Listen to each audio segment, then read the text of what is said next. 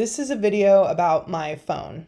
Some people have asked me over the years why I switched from Apple to Android and back to Apple again. Personally, I'd like to call this video my comprehensive investigation of how AT&T is Satan. So let's back up to early 2018. I was, at the time, getting ridiculed for my iPhone 5 because it was so tiny and several generations behind whatever the iPhone of the time was. I loved it though. It was a great phone. One time it launched itself into a toilet, and not only did it survive, when I plunged my hand in to rescue it, my thumb activated Siri underwater.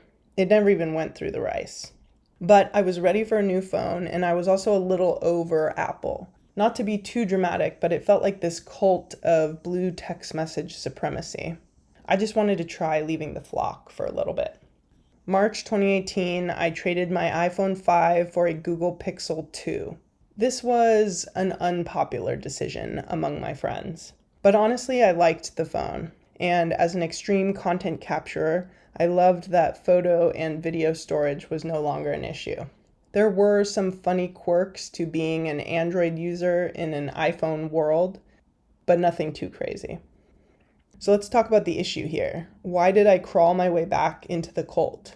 If it wasn't the design, and it wasn't the anti-Android hate and disgust spewed my way by my brainwashed Apple friends, what was it?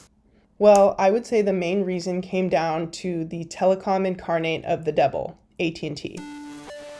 The first and most annoying problem appeared in the form of texting issues. It wasn't clear if these problems were related to the Pixel or AT&T or the combination of them together. I would routinely not receive people's texts, or people wouldn't receive mine. And the worst part was that neither party ever knew when this was happening. We'd just get situations where I thought my friends were ignoring me, and they thought the same, or extremely confusing conversations where only select texts would make it through. I traded so many screenshots with friends to solve these mysteries, and it was equally frustrating every time. Not to mention when this might have happened with people I wasn't close with. I have no idea how many relationships this cost me over the 2.5 years I had this phone, but it took a psychological toll on me. I never knew if someone was actually not texting me back or if their text was just never delivered to me. There is no non-awkward way to check in on this with someone. On a more ridiculous note, I would also occasionally get texts that looked like they came from outer space. I ultimately pinpointed this to the use of accent marks. Also, when people would text me photos or videos from their iPhones to my Pixel, they would always look like this. They looked like they were straight up shot on a potato. But the real nail in the coffin came when AT&T sent a notice alerting me that my phone's insurance plan would be changing and the monthly rate would be going up. The thing was, I had never signed up for phone insurance, so I decided to go pay AT&T a visit. So you're saying someone could have added it without our consent onto our plan? Yeah, absolutely.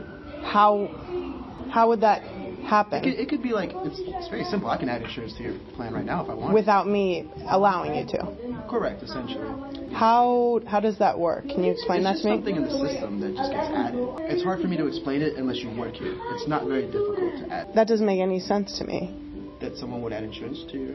Right, without my consent. You're essentially increasing my monthly phone bill without my consent to do so. Yeah. With an optional charge. Yeah, it does happen. By accident, or? It could be. Or it could have just been someone that they spoke to maliciously just added it on there.